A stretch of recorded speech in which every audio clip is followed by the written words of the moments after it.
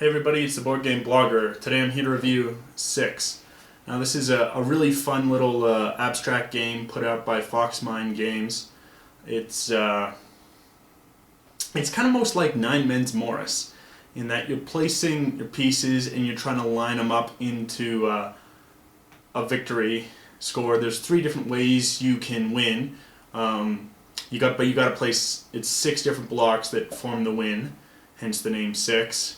And you can build your blocks into 3 different shapes. Rulebook is quite simple. It describes the 3 different ways you can win. It's a multilingual rulebook, so if you're not an English speaker, it's still easy to learn. But it's a very intuitive game, but I think has a lot of replayability. But why don't we see how the game itself actually plays. It comes in a very small box. You got a bag and your pieces.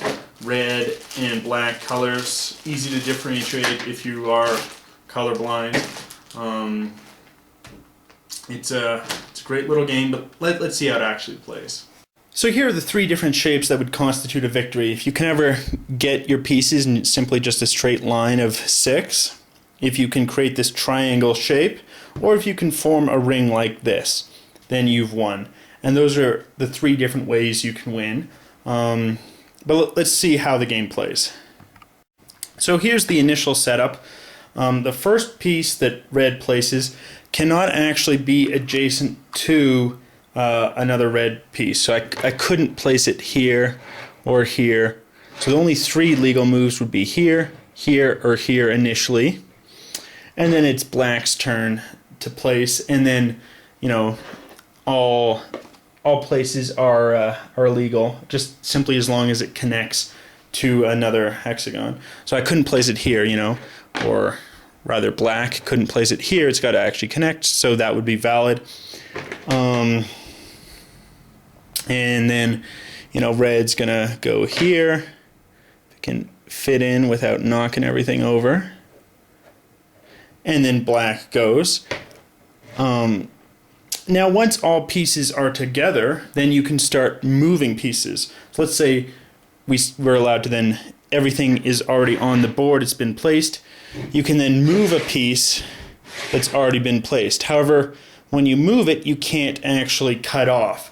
So black wouldn't be able to move this piece away because it would cut off from one giant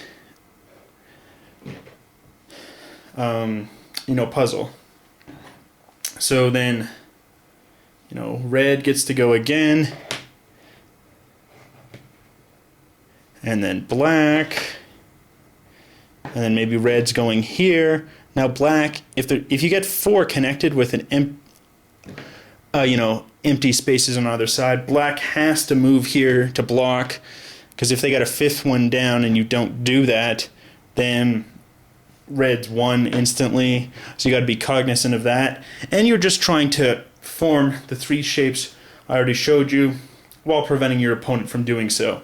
And it's like Nine Men's Morris in the fact, I think you're just trying to line up your pieces in their correct order, and once all pieces are down, you can then only move from the area in the board. So I mean, it's not obviously exactly like Nine Men's Morris or anything, but it's the game that's most similar of the traditional games that came to mind. And it's just a really neat game, very strategic in where you're trying to place your pieces and form a coherent victory with one of 3 ways in placing your 6 pieces.